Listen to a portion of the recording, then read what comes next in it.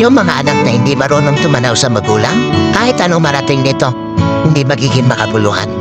Kahit sinasabi natin na di naman obligasyon ng mga anak ang magulang, yes! Pero ang sabi ng Panginoon, honor your parent.